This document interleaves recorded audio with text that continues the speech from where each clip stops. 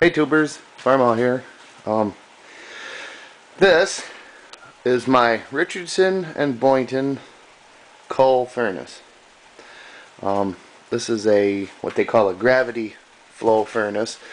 There's no blower.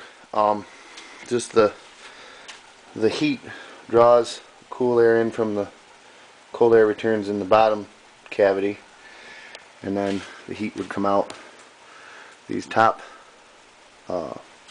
ducts here,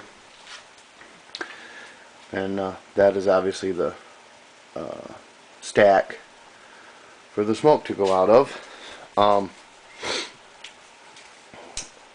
Near as I can tell, there's not a lot of information out there, but apparently the Boynton Furnace Company was started around 1849, and it incorporated in 1884, and it was started by a Nathaniel A. Boynton.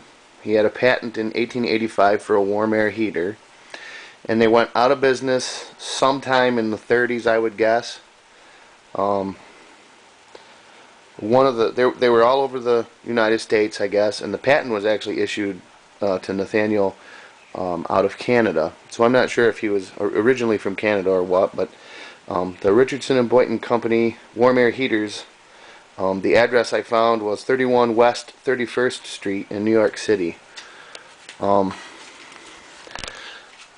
I'm not sure that this would have been original. This is a damper like you'd have on a wood stove.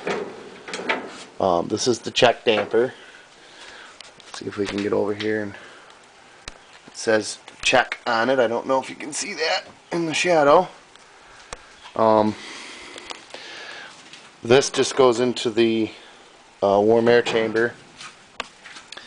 This is a clean out. This is a Superior 140 T2. I think that's the model. This is just a clean out.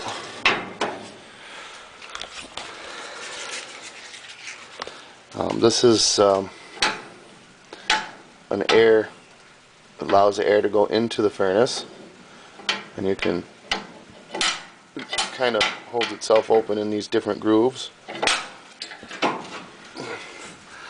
And that's inside the fire pot. Of course, I don't have my flashlight, but this says fill with water daily. It's just a chamber in there that the air is actually up inside here, and the heat helps the water to evaporate into the air to moisturize the air. This is your bottom draft, and actually this piece was missing, and I found it inside the air chamber holding one of the ducts on. So it's just in there with a piece of wire. That's why it's kind of wobbly. I didn't want to lose it. And this is the ash clean out, and these two rods here work the shaker grates, and I have the handle like such. So basically you just go in here and put this on, and you can work the shaker grates, and they're all geared together. So I've made a video assembling this. Obviously it's not going to stay here in the barn forever, but I wanted to put it together so it would take up less room. It was scattered all over the floor. So I've made a video of the assembly. There's no talking or anything in the video. I'll just put some captions and such in with the YouTube editor, I think, and that way you can see how one of these units is actually put together. That's kind of neat up here on top. This is kind of caved down in.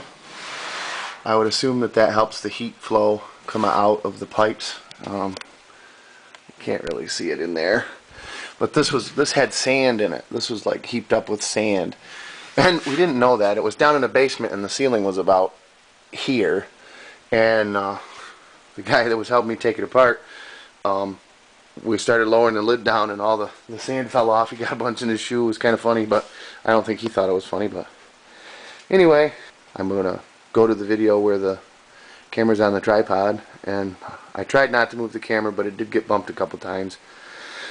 But anyway, there's that coal furnace. Someday I'll put it back in use.